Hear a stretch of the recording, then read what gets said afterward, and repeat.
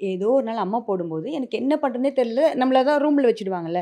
ரொம்ப எனக்கு போர் அடிக்குது. அந்த ரொம்ப போர் அடிக்கும்போது என்னமாவது பண்ணணும். சரி எனக்கு சின்ன வயசுலேருந்து எனக்கு படிக்கிற பழக்கம் அப்படிலாம் வந்தது கிடையாது. எங்க அப்பா மூலமா தான் வந்தது. எனக்கு போர் அடிக்குதுன்னும்போது என்ன பண்ணலாம் அப்படின்னு யோசிக்கும்போது, ரொம்ப உடம்பு முடியாதப்போ, ஒரு புத்தகம் படிக்கலாம். ரொம்ப பெருசா ஒரு புத்தகம் இருக்கணும். ஏன்னா, எனக்கு I need to kill the time அப்படின்னும்போது, நான் எடுத்த ஒரு புத்தகம் பொன்னியின் செல்வனா இருந்தது. ஓகேவா? அந்த பொன்னியின் செல்வன் எனக்குள்ள ஏற்படுத்தின தாக்கம், எனக்குள்ள இங்கருந்து அங்க போறேன், அங்க விழறேன். அது அதுவும் சார்ட்ட இருந்தது. அப்பா கிட்ட. அது அது அது வந்து ரேக்ல இருந்தது. பேன் பண்ண பைண்ட் பண்ண ஒரு பிங்க் கலர் பைண்ட் ஓகே, பண்ணப்பட்ட ஓகே. ஒரு புத்தகம் அது. ஓகேவா? நான் ரொம்ப வேற வழியே இல்ல. டைம் கில் பண்ணணும்னு தான் அது படிக்க ஆரம்பிக்கிறேன். பட் அது அது எனக்குள்ள ஏற்படுத்தின மாற்றங்கள், சந்தோஷம், ஹாப்பினஸ், அழுகை, வருத்தம், ஆச்சரியம் இது எல்லாத்தையும் உடனே எனக்கு யாருக்கோ சொல்லணுன்ற ஒரு ஒரு மூடு வருதுல்ல.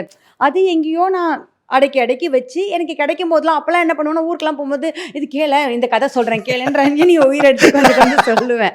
ஸோ ஏதோ ஒரு இடத்துல எனக்கு அது ஒரு வாய்ப்பா அமையுது. ஓகே. வாழ்க்கை அமைச்சு குடுக்குது. அத நான் சொல்லியிருக்கேன். ஸோ இது வந்து எங்கேயோ எழுதப்பட்டதுன்னு நான் நினைக்கிறேன்.